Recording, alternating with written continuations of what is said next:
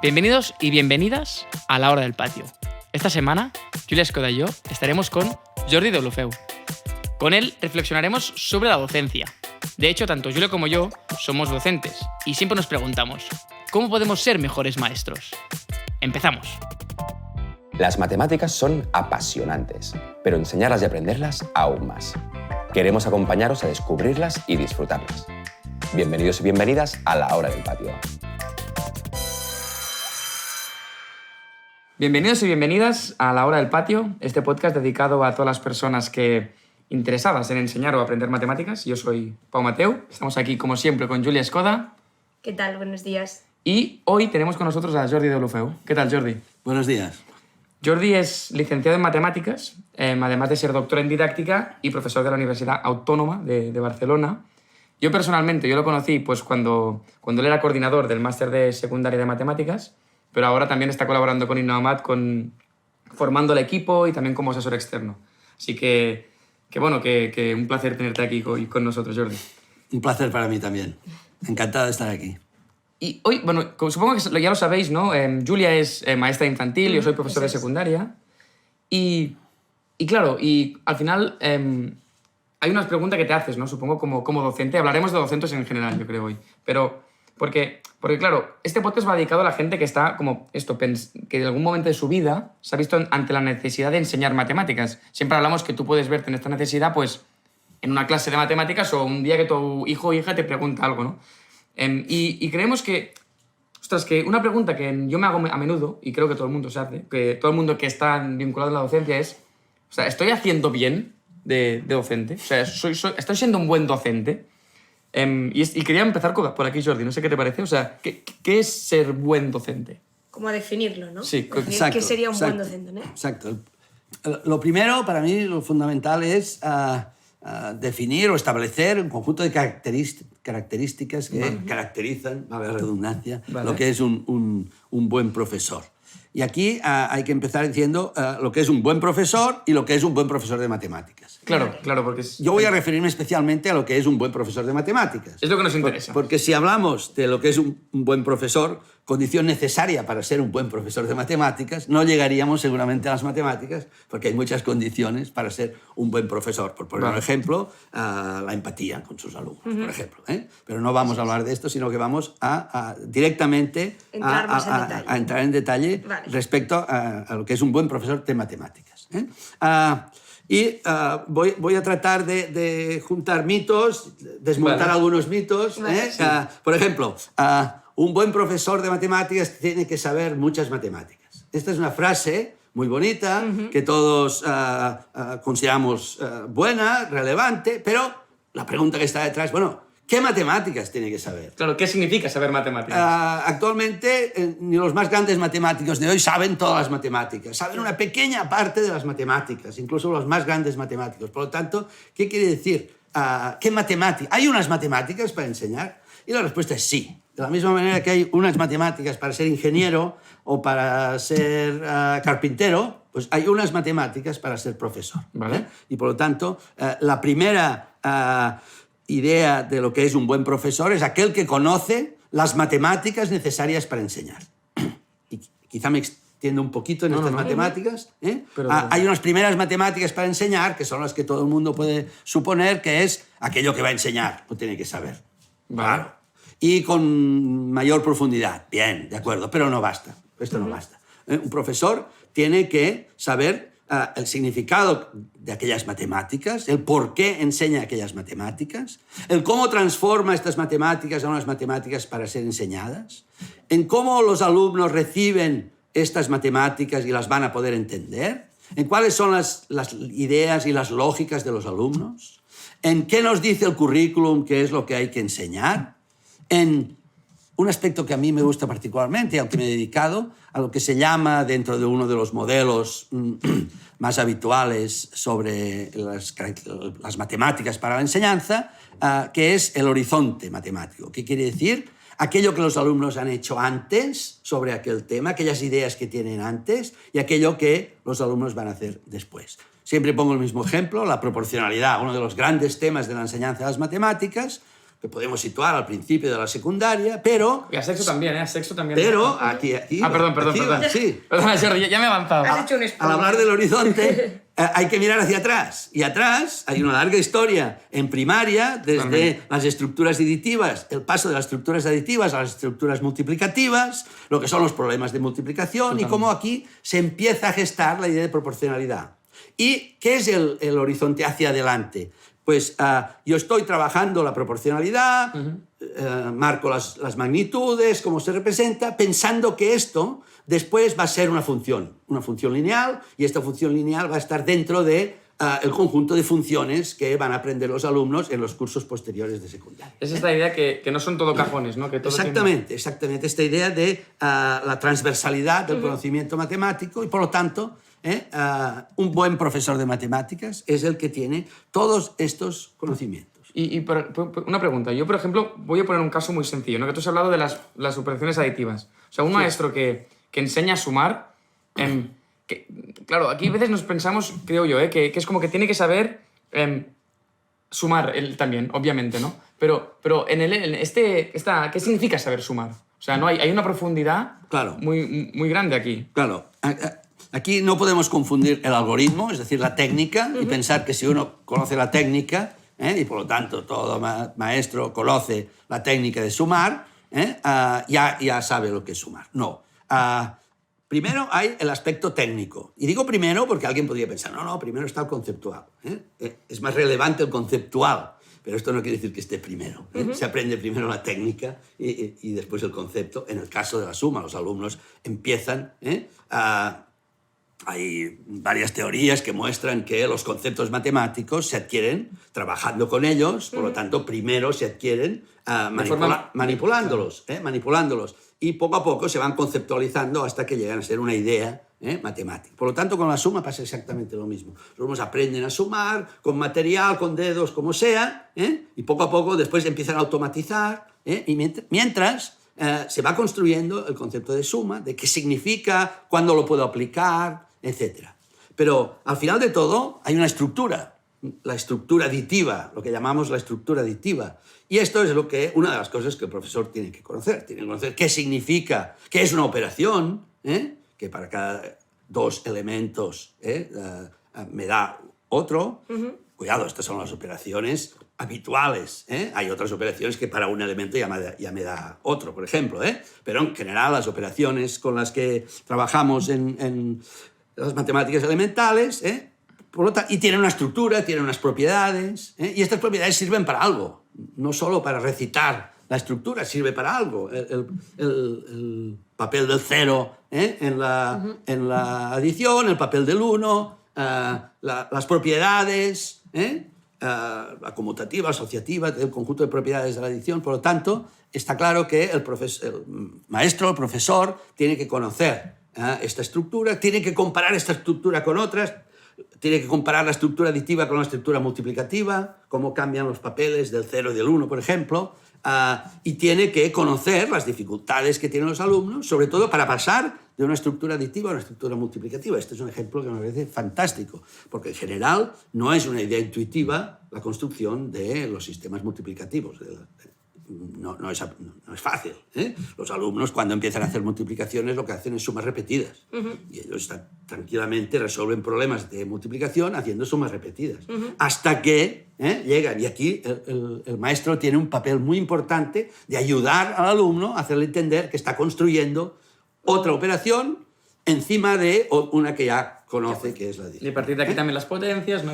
Claro, y esto sigue para arriba. Sí. Exactamente. Vale, entonces, Bueno. ¿hemos definido el buen profesor o te faltan...? No, Vale, todavía vale. no hemos... Vale. Bueno, Vamos.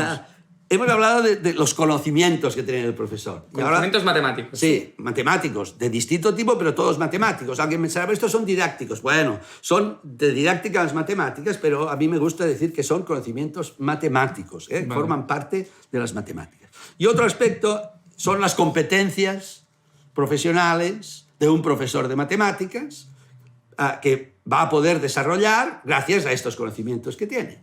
Porque una cosa es tener conocimientos y otra es tener conocimientos en la acción. No es lo mismo.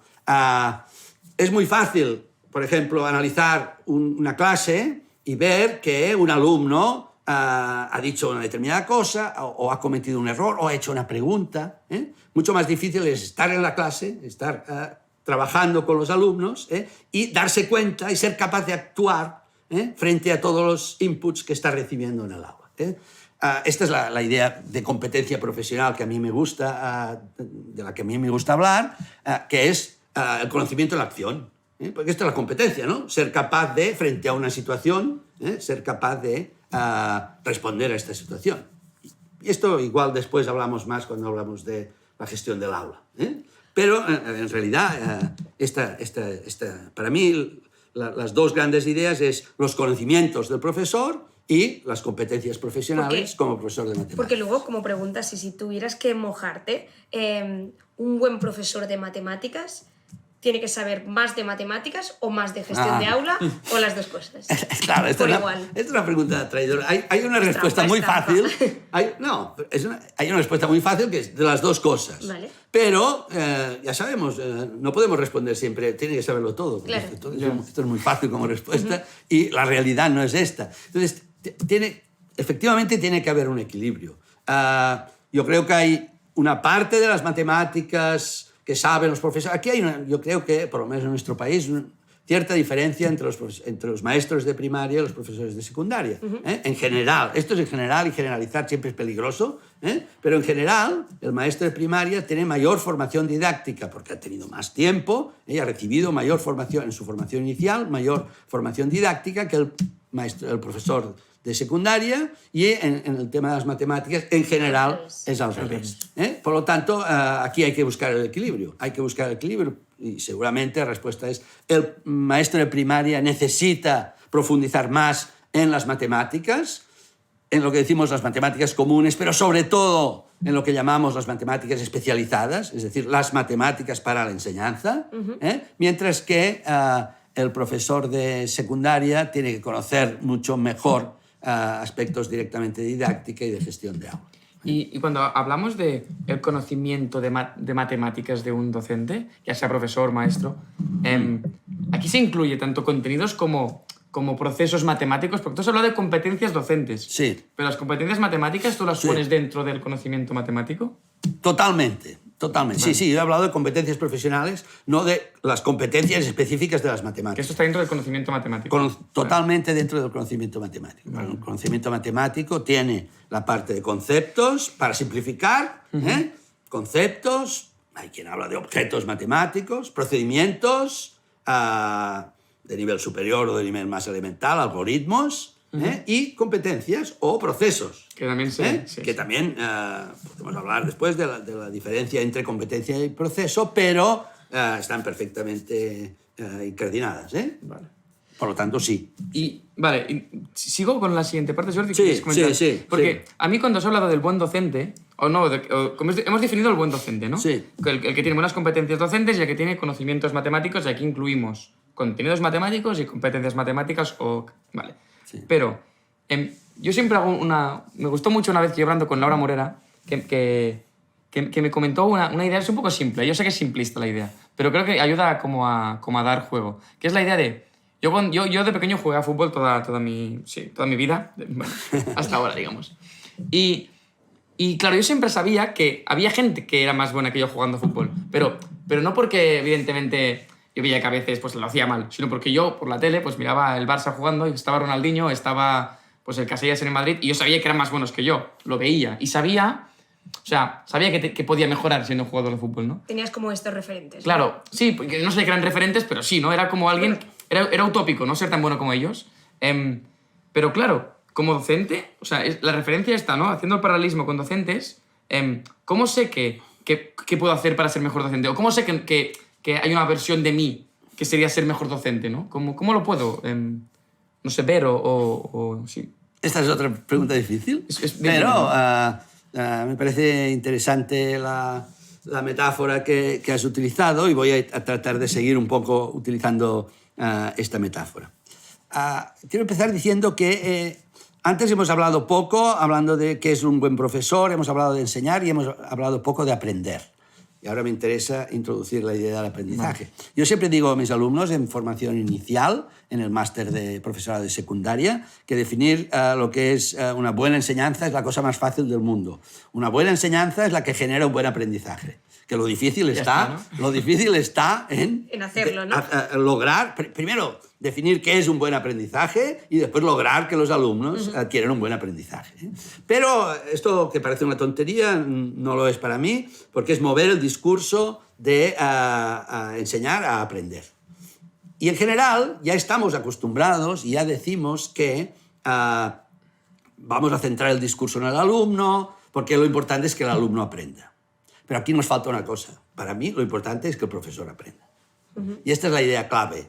Si nosotros estamos hablando de que el alumno es el que tiene que aprender, ¿por qué no hablamos de que es el profesor el que tiene que aprender? Y esta es, para mí, la idea clave para llegar a ser un buen profesor, lo diría con 3 palabras, y esto sirve para un profesor de matemáticas y para cualquier profesor. Un buen profesor es aquel que está aprendiendo toda la vida.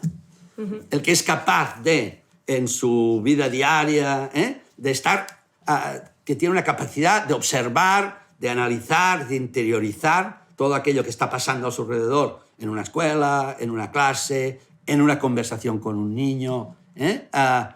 Si es capaz de observar, analizar y obtener aprendizajes, esta persona seguro que va a ser un grandísimo profesor. Y diría al revés.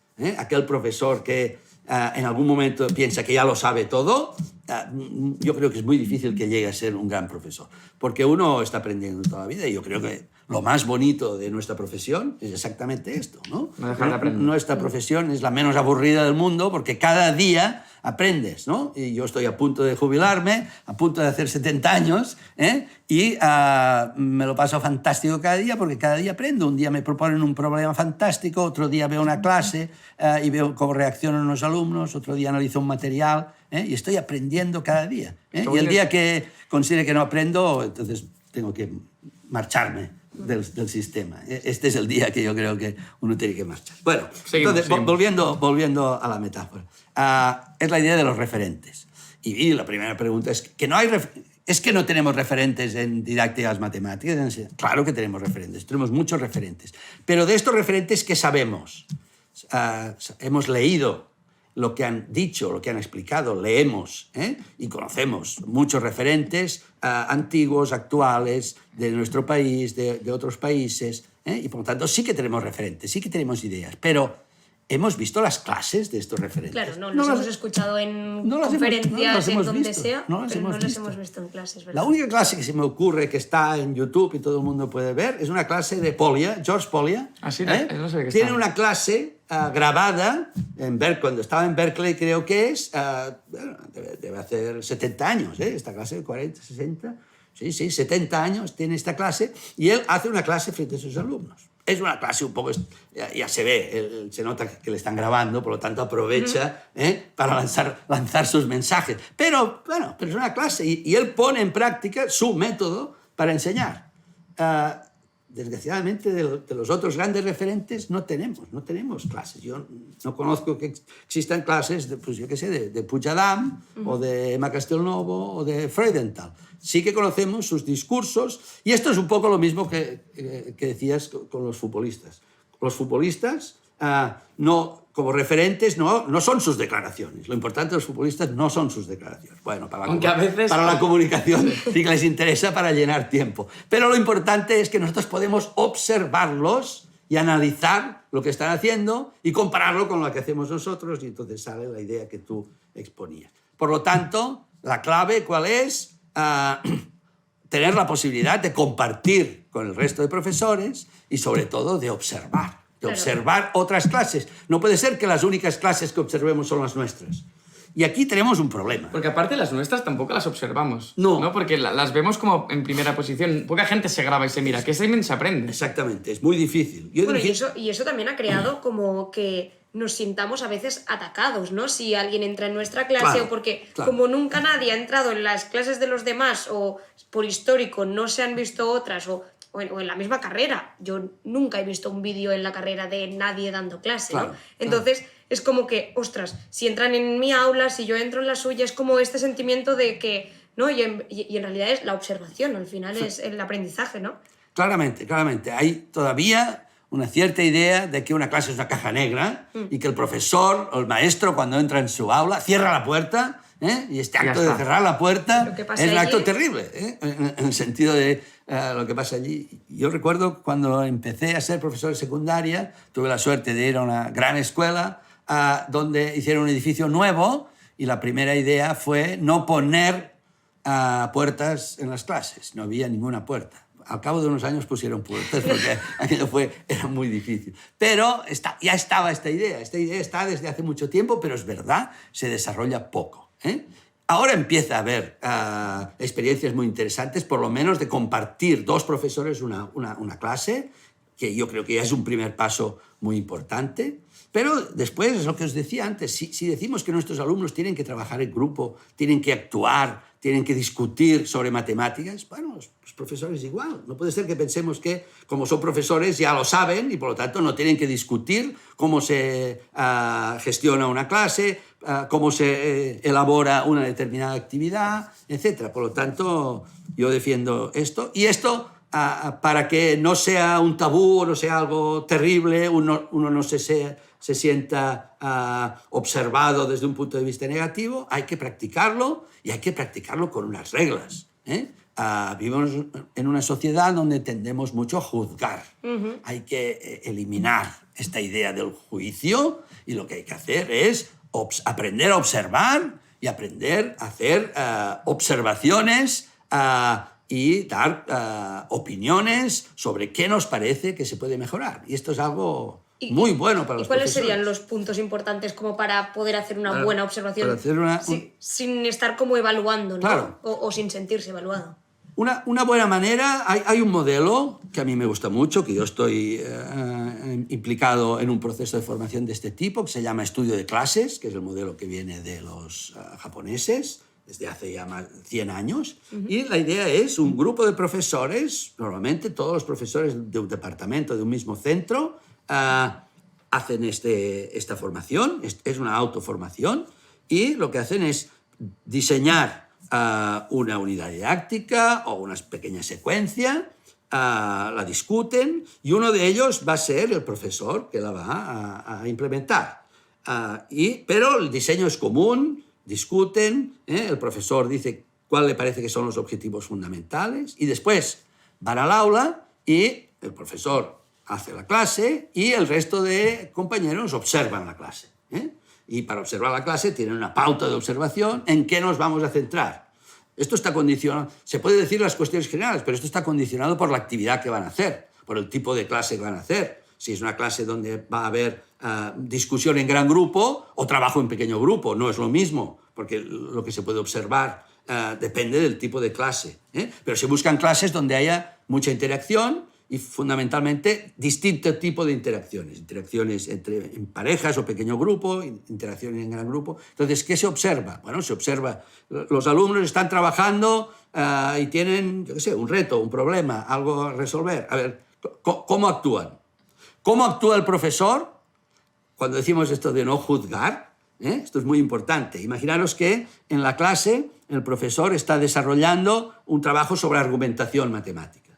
Una de las condiciones fundamentales del profesor o de un maestro, es igual que sea primaria o secundaria, para desarrollar la argumentación, es que el profesor va dando ayudas, pero nunca juzga. Nunca dice si aquello está bien o está mal, porque quiere que sean los propios alumnos los que discutan sobre aquella opinión o aquella idea, si es correcta, la defiendan y tengan argumentos, y si no, sean capaces de refutarla. Si el profesor hace de juez y dice, no, esto está bien, esto está mal, los alumnos no van a aprender nunca a argumentar.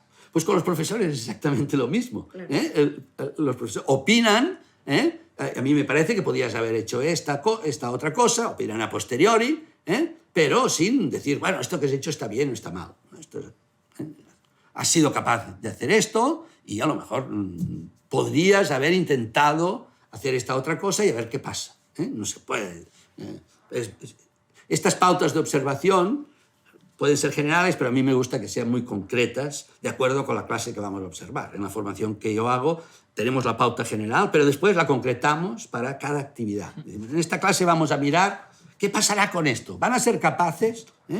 O si es una actividad de estas clásicas de suelo bajo y techo alto, no me salía la palabra techo alto, pues ¿cómo se van a diferenciar los alumnos? ¿Qué va a pasar? Esta es una cosa muy interesante, ¿no? En este tipo de actividades. ¿Y cómo vamos a gestionar la clase que poco a poco se va volviendo cada vez más diversa? Esto es muy difícil para el profesor. Pues aquí se observa qué ha pasado, cómo ha pasado y se hacen propuestas de mejora.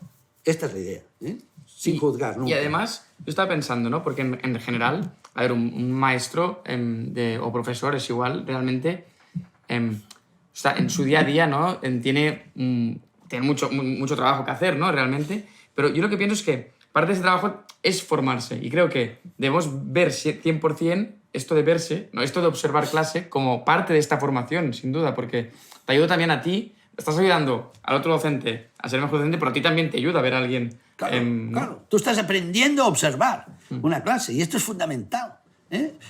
Parece que yo creo que hay la idea de que observar es algo muy fácil. Uno entra en una clase y observa. Falso, absolutamente falso. Nosotros en el máster, en formación inicial, no empezamos observando clases directamente. Empezamos analizando episodios escritos de una clase de matemáticas. En estos episodios se ha quitado todo el ruido, todo lo que hacemos ruido, todo aquello que ha pasado también en aquel mismo momento que no tiene relación con la actividad matemática. Por lo tanto, seleccionamos la actividad matemática, primero, para que aprendan a analizar, a entender. Cuando en una clase hay mucha interacción, los alumnos dicen cosas muy interesantes, pero a veces muy crípticas. Y el profesor tiene que estar... es una actividad difícil, entender qué ha querido decir aquel alumno cuando me ha dicho esto es un rectángulo o esto es un cuadrado o esto no vale porque esto es un rectángulo en lugar de ser un cuadrado. ¿En qué está pensando? Rápidamente saber si aquella intervención es difícil o no, es relevante o no. Esto es algo muy difícil. Y hay otra parte que es, yo creo, la más difícil de un profesor y de un profesor de matemáticas en particular, que es la gestión de la contingencia. En una clase donde hay mucha interacción, hay contingencias. Por muy bien preparada que esté una clase, si el profesor se abre para que los alumnos puedan participar, discutir, hacer sus propuestas, etc., van a surgir siempre cosas inesperadas. La gestión de estas cosas inesperadas es fundamental. Si el profesor obvia estas cosas como si no hubieran sucedido, cosa que a veces sucede, está perdiendo una grandísima oportunidad de enganchar a sus alumnos, de entender qué les pasa, de entender qué es lo que están aprendiendo, qué es lo que no están aprendiendo de manera suficiente, etc. Por lo tanto, la gestión de la contingencia es una de las partes fundamentales, seguramente la más difícil, porque cuando uno planifica puede tener, iba a decir todo el tiempo del mundo, tiene tiempo y puede dedicar más tiempo. Cuando uno está en clase y sucede algo inesperado, tiene que tomar una decisión en segundos y esta decisión depende de muchas cosas. Por ejemplo, depende en qué momento de la clase está. Si está al principio, puede decidir, mira, me cargo toda la clase, toda la planificación, porque esta intervención es tan genial y tan importante que ahora voy a retomar y cambio la clase. Pero si faltan 5 minutos para acabar, no lo puede hacer. Entonces, ¿qué hace? Debe atender lo que el alumno ha dicho o ha preguntado, pero tiene que hacer alguna cosa. Y esto es difícil. Pero, y además yo pienso que crea como mucha incertidumbre, ¿no? O sea, porque tú te preparas, como has dicho, yo me preparo una sesión con sus objetivos, ¿no? Me leo bien lo que he preparado, la guía, tal, y luego pasa algo que me boicotea lo que ha pasado. Entonces, exactamente. No he conseguido un objetivo. Y yo lo que podría pensar es, vale, pues voy a evitar momentos de discusión, claro, o voy a evitar... Esta es la primera tentación, pero ya vamos mal. Estás pensando en tú como enseñante, no en tus alumnos como personas, sujetos que aprenden. Ya está. Si tú piensas como enseñante, va a decir, no, ahora esto no toca. Ahora toca lo que yo he decidido que va a tocar. Bueno, no. Tú lo que tienes que ser capaz es de ver si aquella intervención es importante para los objetivos que tú tenías, no para aquella tarea concreta, sino para los objetivos que tú tienes. Y a lo mejor está apareciendo algo que tú tenías previsto introducir dentro de 3 días. Entonces, allí tienes que decir, bueno, pues ahora me salto esta clase y voy a introducir, aprovechar esta situación que me han planteado los alumnos para trabajar esta cosa que voy a tener que trabajar dentro de 3 días. Y creo que es, bueno, mi sensación es que es como lo que decíamos de cuando te da como miedo que te vean haciendo clase, que lo consigues evitarlo pues a base de empezar a hacerlo. Con la gestión de la contingencia igual, ¿no? Te tienes que lanzar a la piscina. Exactamente. Y Exactamente. ir cogiendo agilidad. Ya, totalmente. Pero ahora a mí, una cosa que me surge, o sea, una duda, en el sentido de que ahora, vale, tenemos como la definición de un buen docente. Tenemos qué podemos hacer para ver a estos referentes o para ver personas en el aula. Vale.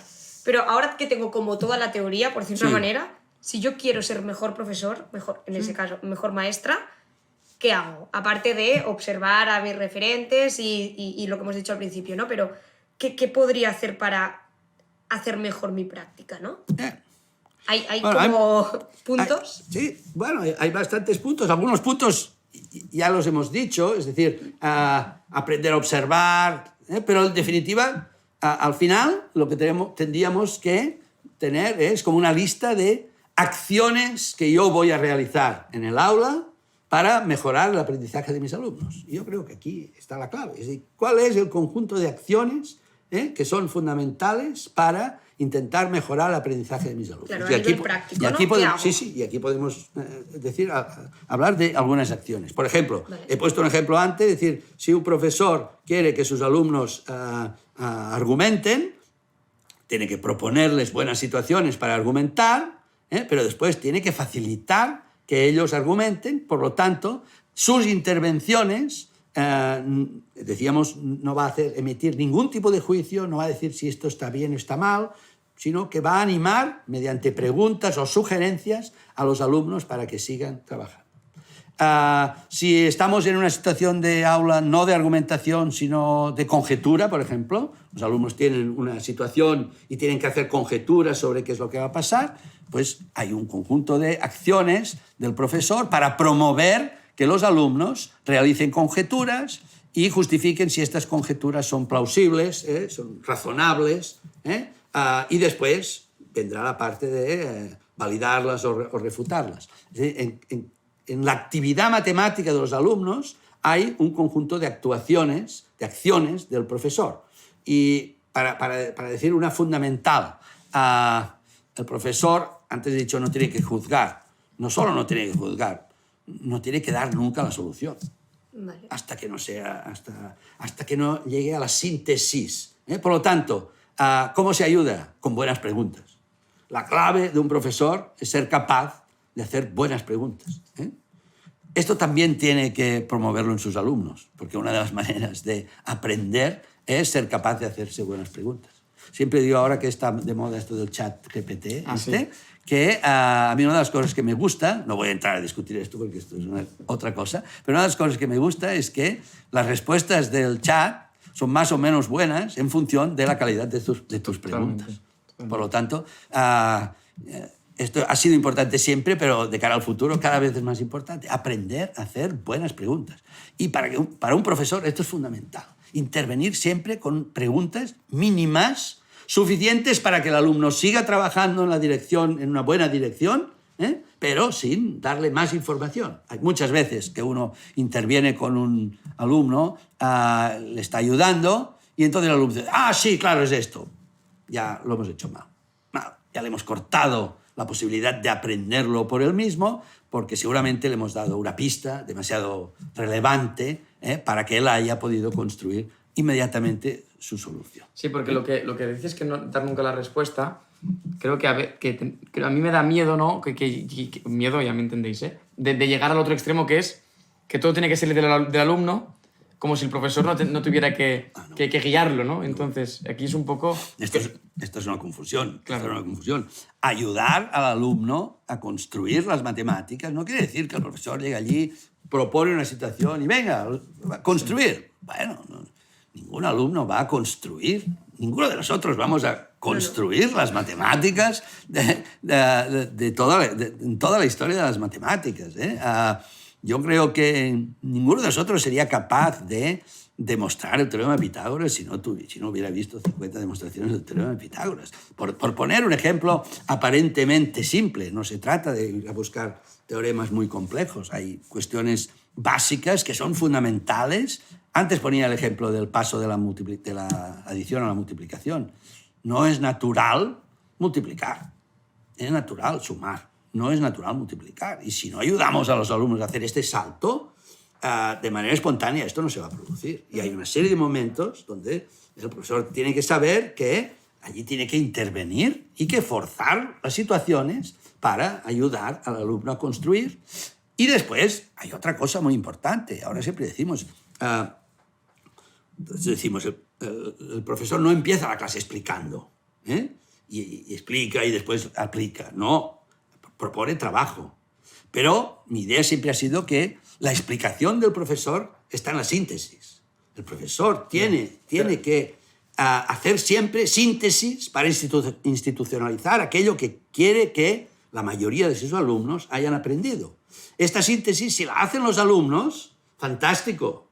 Si no la hacen los alumnos suficientemente bien para lo que el profesor quiere, la hace el profesor. Esta es mi idea, ¿eh? Por lo tanto, claro que interviene el profesor. Más que nunca, más que nunca. Esto lo comenta mucho Cecilia, ¿no? La importancia de cerrar la clase. Exactamente. De cerrar la clase. Exactamente. Para mí es fundamental. Ya. La apertura es fundamental para que los alumnos sepan qué es lo que tienen que hacer. Pero el cierre es fundamental para institucionalizar, para que quede claro qué es lo que hemos aprendido. Y esto es, como decíamos antes, lo fundamental es lo que aprenden los alumnos. En este sentido, la síntesis es absolutamente clave. Estoy de acuerdo. Pues Jordi, para potenciar este final, creo que podemos dejarlo aquí con una síntesis un poco del podcast, ¿no?, de hoy. O sea, al final hemos tratado, ha sido muy interesante, hemos tratado creo que como 3 bloques principales. Sí. Si hacemos entre todos, no, yo no voy a poder hacerlo todo, pero una parte inicial, ¿no?, de qué es ser buen profesor, Sí. que hemos dividido entre ser buen, o sea, saber tener conocimiento matemático y competencia docente, Sí. ¿no? Luego, segunda parte, la de cómo saber si estoy siendo buen profesor, que hemos hablado mucho de modelaje, o sea, tener modelos, observar sesiones, ser críticos, Referentes, sí. tener Referentes, modelos, sí. Vídeos de las propias clases de uno mismo, efectivamente. Y por Grabarse, último, como analizarse. acciones concretas, ¿no? De Y al cosas final- que debería hacer, como hacer buenas preguntas, no juzgar. Es decir, ¿cómo mejorar como profesor? Pues Eso es. aprendiendo a mejorar las acciones que hacemos en clase. Claro. Y lo he centrado mucho, me parece interesante centrarlo mucho en las acciones. ¿Qué es lo que hacemos en clase? ¿Qué es lo que estamos diciendo? ¿Cómo ayudamos? En definitiva, es aprender a ayudar a los alumnos para que ellos aprendan. Ya haciendo está. buenas preguntas, dejando Buenas razonar preguntas. cuando toca, ayudándoles con la síntesis, Sí, ¿no? exactamente. Guiándoles. Genial. Qué guay, muy bien. Pues Muy muchas bien. gracias, Pues lo dejamos Jordi. aquí. Un Encantado. placer y nos vemos la semana que viene. Para mí también. Un placer. Adiós. Adiós.